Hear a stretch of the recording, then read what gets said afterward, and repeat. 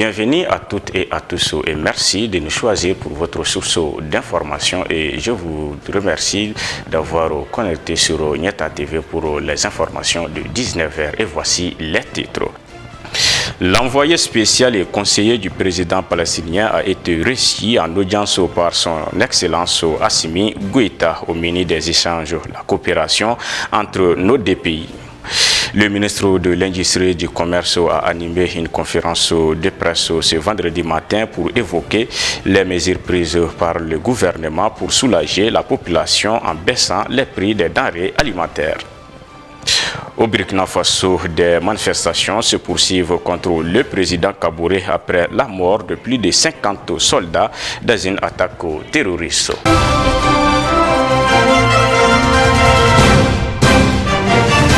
En vue de consolider davantage les relations de coopération entre nos deux pays, le ministre conseiller spécial du président palestinien Mahmoud El-Abash en visite dans notre pays a été reçu ce jeudi à Koulouba par le chef de l'État, le colonel Assimi Goïta.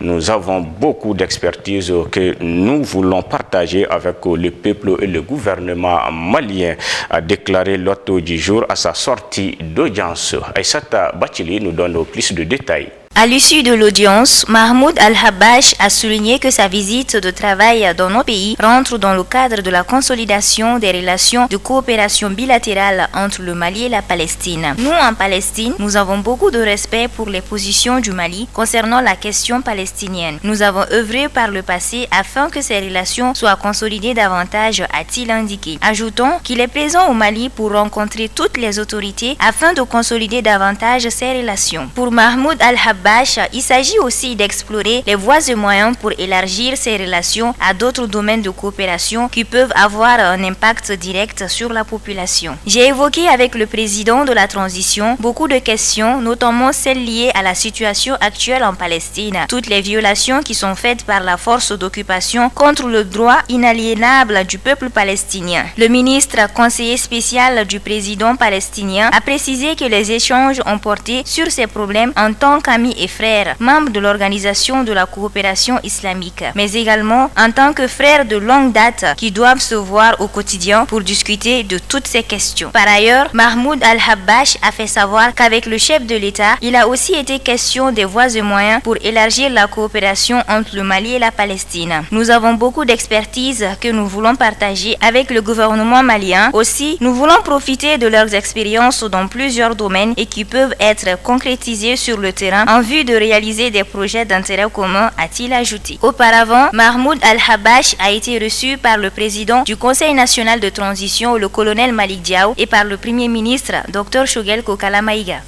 Le ministre de l'Industrie et du Commerce, Mahmoud Ould Mohamed, a animé ce vendredi 19 novembre 2021 une conférence de presse dans la salle de conférence de son département. Occasion pour lui d'évoquer les raisons de l'augmentation du prix des produits de première nécessité et les mesures prises par le gouvernement de transition pour alléger la souffrance de la population. C'était en présence du directeur général de la DGC, le président des miniers, le président de la Fédération des boulangers, entre autres. Reportage signé Aïssata Touré et Alpha Kone. Face à l'augmentation vertigineuse du prix des denrées alimentaires, le gouvernement de transition poursuit la mise en œuvre des mesures de mitigation et de soutien au pouvoir d'achat des populations. La stabilisation des prix et des produits de première nécessité demeure une des préoccupations majeures du président de la transition, chef de l'État, le colonel Assimi Goïta. Et cette préoccupation, elle est aussi au cœur de la politique du gouvernement de la transition dirigée par son Excellence le Dr Choguel Kokala Maïga. C'est la raison pour laquelle, au cours de notre session ordinaire du 10 novembre 2021, le gouvernement a marqué son accord pour l'octroi d'une subvention sous forme de réduction de 50% de la base taxable à l'importation de 300 000 tonnes de riz, 60 000 tonnes de sucre et 30 000 tonnes d'huile alimentaire. Ces mesures d'urgence viennent conforter celles déjà en cours, à savoir la subvention du gaz, des hydrocarbures, des médicaments essentiels, de l'eau, de l'électricité, des intrants et équipements agricoles, des engrais et des exonérations douanières et fiscales accordées aux entreprises en difficulté pour le maintien des emplois. Tous ces efforts du gouvernement se chiffrent à des centaines de milliards d'euros francs délaissés pour le bien-être des populations maliennes dans un contexte de rareté des ressources budgétaires. Pour l'effectivité des prix indicatifs plafond fixés des équipes de brigade de la DGCC, appuyés des éléments des forces de sécurité seront bientôt déployés sur le terrain. Le respect de ces prix demeure une obligation à tous les niveaux du circuit de distribution selon le ministre de l'Industrie et du Commerce. Ces actions de contrôle seront précédées d'une campagne de communication, d'éducation, de sensibilisation dans la mise en œuvre dans laquelle les contributions de tous les organes ici présents sont vivement aussi sollicités. Parce que nous allons faire un ensemble de campagnes tout azimut en termes d'information, de sensibilisation des populations, des opérateurs, pour que vraiment on respecte le cahier des charges. Les éléments du cahier des charges seront suffisamment diffusés, partagés, pour que chacun sache quel est le contenu et quelles sont les obligations des uns et des autres par rapport à la mise en œuvre de cette disposition. Donc, c'est pourquoi, encore une fois de plus, je vais demander vraiment la collaboration et la forte participation des associations de consommateurs à se joindre à nos services techniques du ministère pour amplifier les actions citoyennes à l'endroit de leurs membres que nous sommes tous. Ensemble, nous arriverons à arrêter la pratique spéculative et anticoncurrentielle de fixation des prix. S'agissant du pain, le département du dit ministère a organisé plusieurs réunions informelles à l'issue desquelles il a été décidé du maintien du prix à 250 et à 125. Et comme je l'ai dit, très bientôt nous allons nous réunir d'ici décembre pour essayer de voir les structures de prix chaque fois que c'est nécessaire. Et s'il y a des augmentations ou il y a des révisions à faire, nous le ferons de façon transparente. Et nous allons informer les Maliens à temps de ces décisions. Nous allons aussi très bientôt entreprendre des états généraux du pain. Et dans ces états généraux, nous allons vraiment discuter les problèmes qui sont liés aux boulangeries et aux structures des boulangeries et toutes les organisations qui sont autour pour voir comment on peut rendre moderne et appuyer de façon efficace ces unités boulangères pour qu'elles soient plus performantes, qu'elles donnent du pain de qualité, mais à un prix abordable pour les populations. Nous avons aussi parlé du gel du prix indicatif plafond de la farine à 20 000 francs CFA pour les sacs de 50 kg. Espérons qu'une solution sera trouvée bientôt pour alléger la souffrance de la population.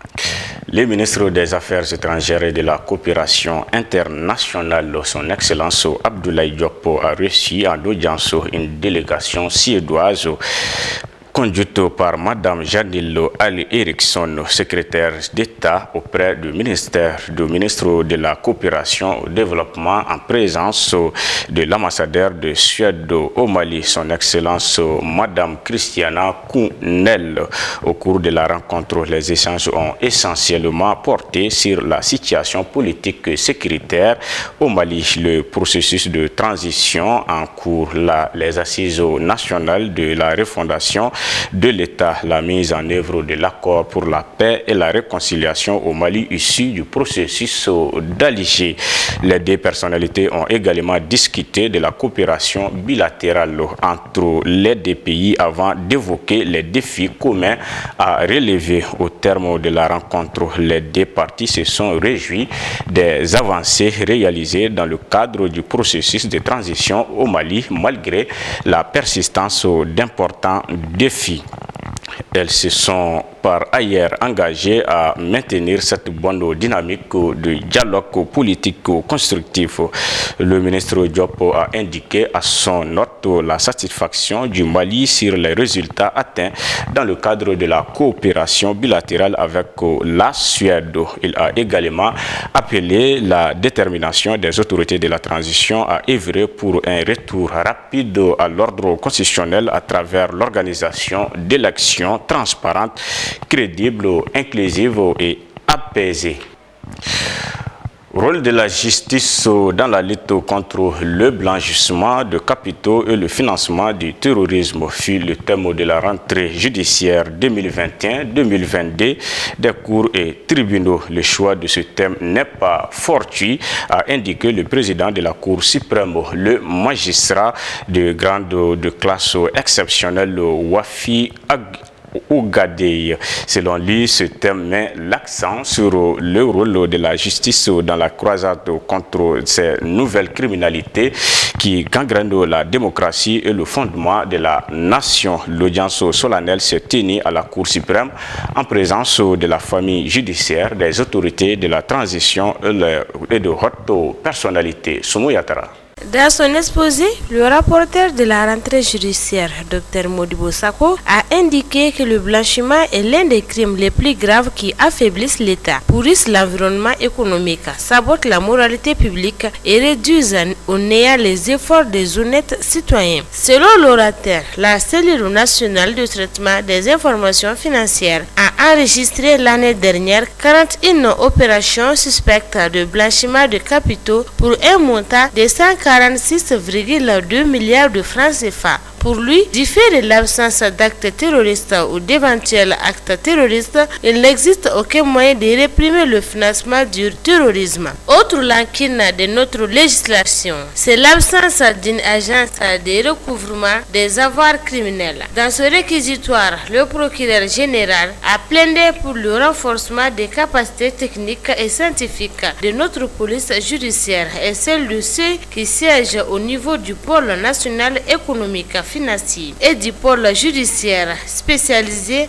en matière de lutte contre le terrorisme. Une telle proposition du ministère public est d'autant importante qu'il est évident pour la bonne administration de la justice pénale ainsi que l'efficience des procédures pénales en cours. De son côté, le bâtonnier de l'ordre des avocats a salué la pertinence du thème avant d'attirer l'attention sur le rôle fondamental de la justice dans la lutte contre la délinquance économique et financière. Sans les acteurs de la justice, la lutte contre ces fléaux est une chimère, a déclaré Maître Moustapha Sissi. Selon le président de la Cour, le thème de l'événement met l'accent sur le rôle de la justice dans la croisade contre ces nouvelles criminalités qui gangrènent la démocratie et le fondement de la nation. Pour les chefs de l'État, le blanchiment des capitaux et le financement du terrorisme freinent le développement du pays et minent la bonne gouvernance. C'est pourquoi il a invité à dénoncer les opérations suspectes du blanchiment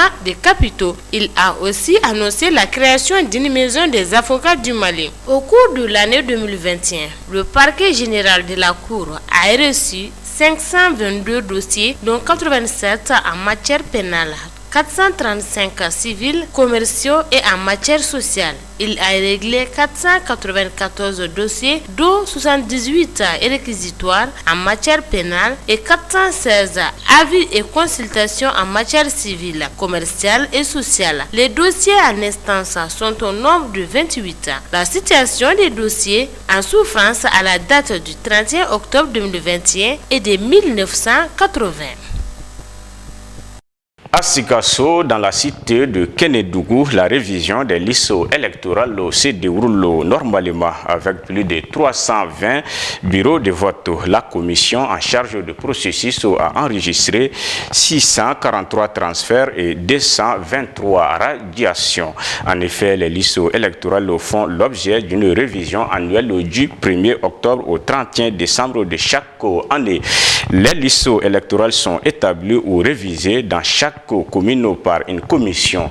Chacune d'elles est composée de membres désignés par l'administration et les partis politiques. Dans la commune urbaine de Sikasso, tout comme dans le reste du territoire national, les activités de la révision des listes électorales ont officiellement démarré le 1er octobre. Elles doivent normalement prendre fin le 31 décembre, selon le président local de la commission administrative de la révision des listes électorales, Benjamin Terra. Sikasso constitue la plus grande commune du Mali avec 326 bureaux de vote. À l'en croire, ce nombre évolue en fonction des élections. S'exprimant sur les activités, Benjamin Terra a laissé entendre que tout se passe bien. Notre commission s'occupe des radiations, enlever le nom des personnes décédées et des détenus, des validations, laisser des nouveaux majeurs et les omis choisir leur bureau de vote et des transferts. À ce jour, nous avons effectué 643 transferts et 223 radiations, a-t-il expliqué. Se prononçant sur la participation des partis politiques à la révision des listes électorales, Benjamin Terra indiquait qu'au début des travaux, le sous-préfet a fait appel à 14 partis politiques, mais ce sont 10 qui ont répondu présents, notamment l'URD, l'ADP Maliba, ADEMA, PACJ, le RPM,